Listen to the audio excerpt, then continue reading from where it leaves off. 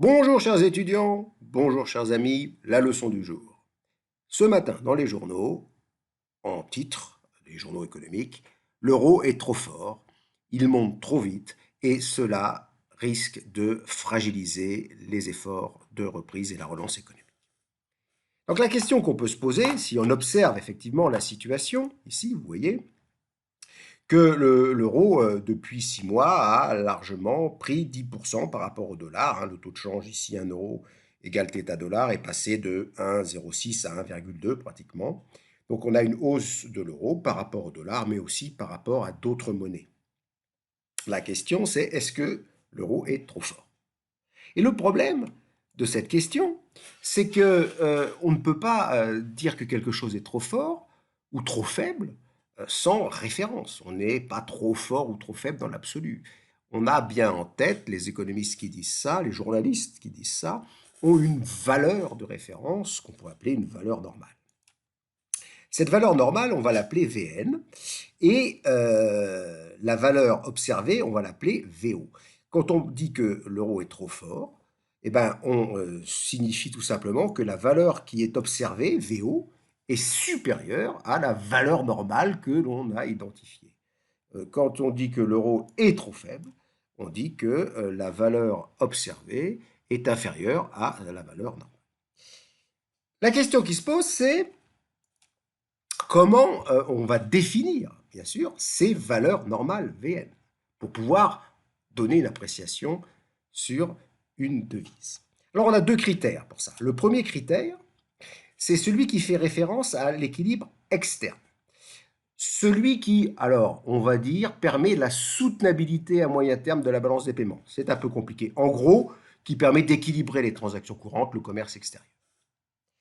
Si votre valeur observée est supérieure à cette valeur normale, selon ce premier critère qui est l'équilibre interne, alors votre monnaie est trop forte et vous avez du coup un déficit commercial. Vous avez du mal à vendre vos produits sur les marchés extérieurs parce qu'ils sont trop chers. Si la valeur observée est inférieure à cette valeur normale 1, selon le critère 1, alors vous avez un excédent commercial, car en fait vous avez sous-évalué votre monnaie, ce qui vous permet de vendre et de prendre des parts de marché. Sous-évaluation de la monnaie, qui est d'ailleurs souvent le fait de pays qui veulent exporter massivement. Le deuxième critère, qui va définir la valeur normale du 2, c'est celui de l'équilibre interne.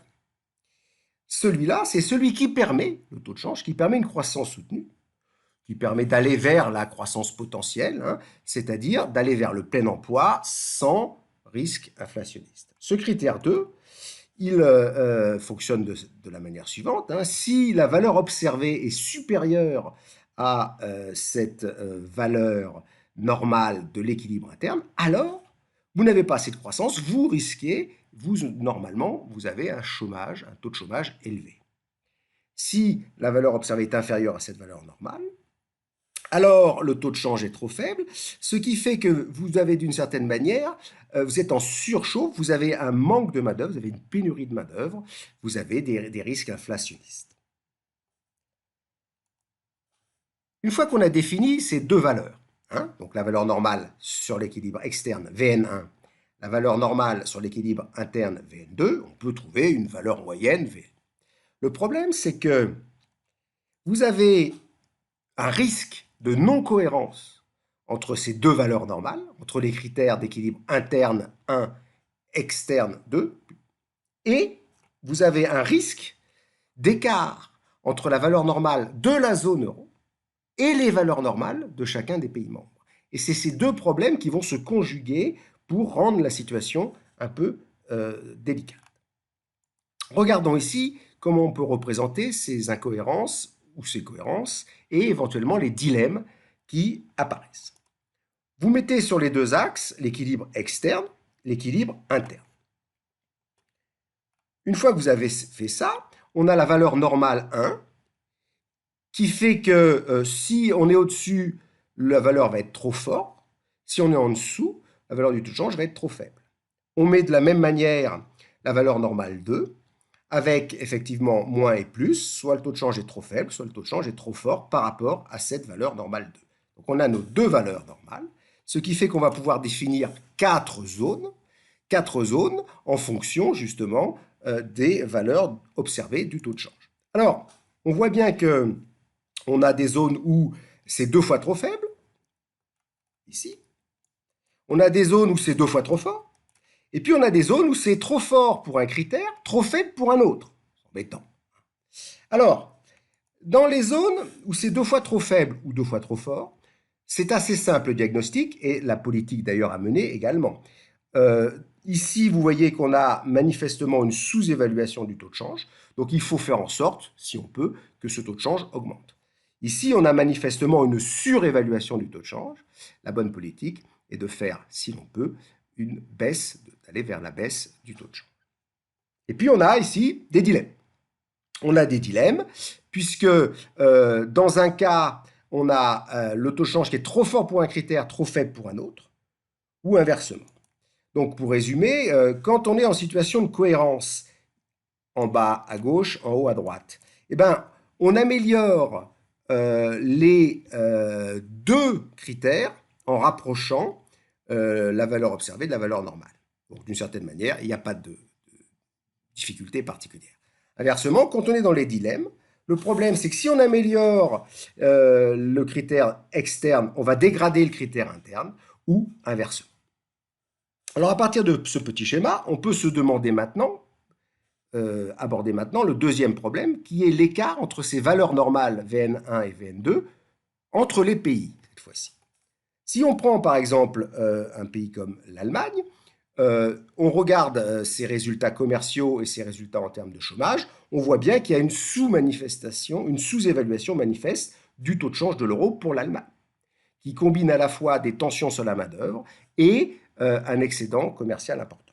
Inversement, pour un pays comme l'Espagne, alors effectivement là, on a plutôt une surévaluation puisqu'on a à la fois un déficit commercial et un chômage important. Donc on voit bien que la question qui est l'euro est-il fort, il faut tout de suite la remplacer par mais pour qui? Il est effectivement fort, trop fort, on peut répondre oui pour l'Espagne, dans une moindre mesure pour l'Italie, et inversement, pour l'Allemagne, on peut répondre non, il est plutôt trop faible. Donc c'est une question d'une certaine manière qui ne devrait pas se poser ou qui ne peut pas se poser.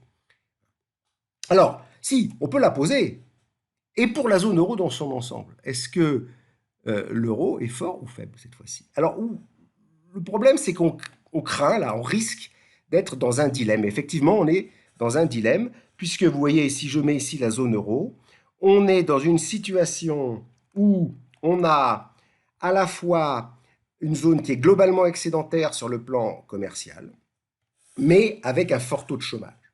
Donc, améliorer le critère de l'équilibre interne va dégrader le critère de l'équilibre externe. Donc on est dans ce dilemme, et c'est ce dilemme qui, d'une certaine manière, fragilise la monnaie et rend difficile la politique macroéconomique.